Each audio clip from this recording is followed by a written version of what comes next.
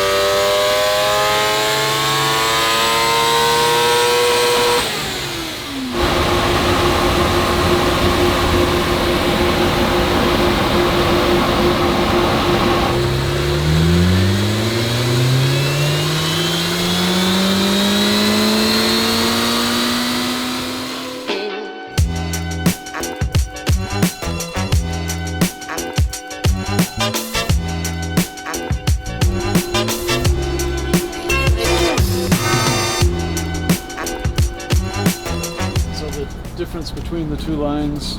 One of them is allowing the bike to sweep through the RPM range. Some ride-by-wire machines will read consistently higher numbers that way. They're calibrated to be matching, but you can see in sweep mode, it actually picked up about 5-6 horsepower up top. What can you tell me about the dyno itself? Because you're mentioning yesterday that it's a Mustang dyno, yeah, not a dyno. So there's no carbon fiber wheels, make no difference, and we're not looking at the rate of acceleration. Dynojet dyno is effectively measuring the rate of change or rate of acceleration. So you put on lighter wheels or taller sprockets or whatever, and you see an increase in horsepower. Did the motor trap any more air or burn it more efficiently? No. This is a Mustang dyno. It's literally an eddy brake. 1 foot from the center line is a load cell, and we're not calculating in any tire loss, clutch loss. There is no such thing as crankshaft horsepower on a motorcycle. We ride motorcycles, we don't ride dynos. So to do a true crank horsepower number, you couldn't even have the transmission hooked up to it. All we care about right now is how much power, how much it compresses that little load cell. At this scale, add about 18% to get a dynojet, so your best run there was what, 163-ish? It's a non-linear scale. At 100 horsepower, it's about 15%. At 250 horsepower, it's 30%, 40%. Oh wow, okay. It's huge. Like, you hear about, guys running Busas with turbo, running 15 pounds, and they're making 450 horsepower. No, you're not. They have a little fluff factor built in for, clutch loss and gear loss and all these losses to get you back to a crankshaft number. This is just straight up rear wheel. Type of tire can make up to about a 6 horsepower difference. You obviously have something that heats up extremely fast and gets extremely grippy. That's going to read lower horsepower than a sport touring tire. Gotcha. 163.15 at 12,660. So call it 18%. 18%. So 192.5. I used to have a Mustang, and I had that dyno tune, and I remember everyone always saying that the production number that the manufacturer will say to get the actual wheel horsepower, you always knock off 15%. Car companies are even more insidious. A lot of their testing will be done with an electric oil pump, an electric water pump, an electric power steering pump, no AC pump attached to it. They'll minimize everything and literally measure straight off the crankshaft. Most people, when they are doing motorcycle tuning, they're on a dynojet. I guess that's where my confusion came from, because I always assumed that number that people would show from that was equivalent to what a car guy would say is their wheel horsepower, but it's not. This would be more equivalent to the wheel horsepower of the bike. This is exactly the same as wheel horsepower measured on any other Mustang dyno. Interesting. Way lower than when you measure a car on a dynojet, but if you want a rock solid at the wheels number, you go to a Mustang. That's awesome. Well, thank you. I appreciate you helping me out.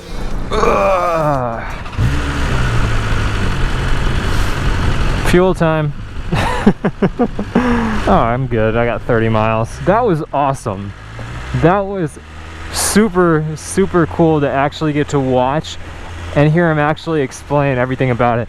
This isn't sponsored by AF1. I paid for the dyno time myself. I'm just really grateful that Micah was able to squeeze me in and help me out, because I was at the point where I was like, I'm just gonna freaking take my ECU out and send it in, and worrying about getting on a dyno later, but I really wanted to get on one so that we could have a comparison. I know it's just my own lack of knowledge about it, but I wasn't aware that the numbers that most people talk about with their bikes are basically BHP on a car, the actual crank horsepower. And what that dyno is showing is more wheel horsepower. I mean, it actually is the wheel horsepower. It's how much of the power is actually reaching the wheel. But for lack of a better phrase, it's really just dick measuring when it comes to horsepower numbers, because dyno to dyno, bike to bike setup, I mean, freaking just changing the lubrication on your chain, there's so many little things that can affect the actual number that you're going to be showing. I wanted to do it for myself and to be able to have a comparison, so I can go straight back there with the mods that I do on my bike and actually compare to what my bike produced on the same dyno. And that way I can actually have an accurate comparison to say, okay, this is what this mod is doing. Because if I take the bike someplace else, the number's not going to mean anything. It's nice to see that the estimated dynojet number was 192.5, which is, from what I've seen, pretty much what all the other S1000s, the new S1000s, are producing for people that are using that number. Now, video's not over. What I want to do is get the ECU taken out and get that shipped out today so we can have this thing flashed. So Brent Tuning, which is the flashing shop that I've mentioned in a few videos, they have a really good video on how to remove the ECU. It's really simple on this bike. You just take off this cover right here, and then I think there's one more bolt underneath, and then some zip ties that you have to remove and a couple clips, and that's it. You just take the ECU out, package it up, and you can ship it out to them. So that's what I'm gonna do right now. First, we gotta get this thing off, so I'm gonna get you guys set up on a tripod, and we'll get to work.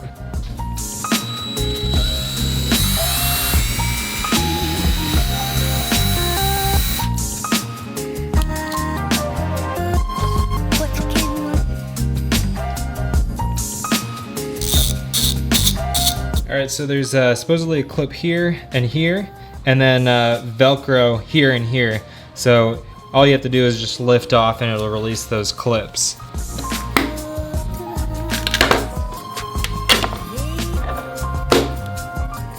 Now there's one more bolt right here that we have to take out, and then 2 zip ties here, zip tie here. I think there might be a zip tie back here to take out, and then 2 clips right here that are gonna have to be released. And I think then we can get it out after we release this plug.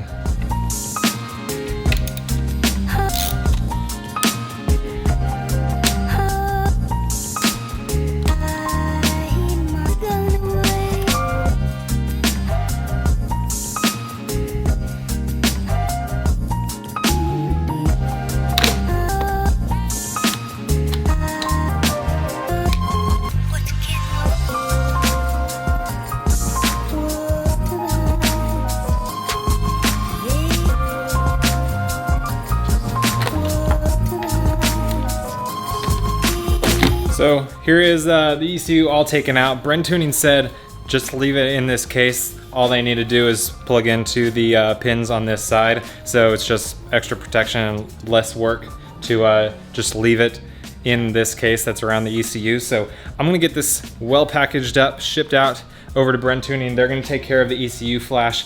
Bike is just gonna sit here until we get that back. I'm so excited. I hope you guys enjoyed the video. Make sure you hit that subscribe button and turn on all notifications so you guys get notified of the videos that we got coming out for this bike and everything else in here. I still have a ton of stuff that I'm gonna be doing on the MT-09. I just haven't gotten all those parts ordered yet. I hope you guys enjoyed the video. Make sure you hit that like button. Y'all have a great day. You guys have been awesome. I've been Motonosity. Remember, life's better with horsepower. Keep life lived, and I'll see you guys in the next one.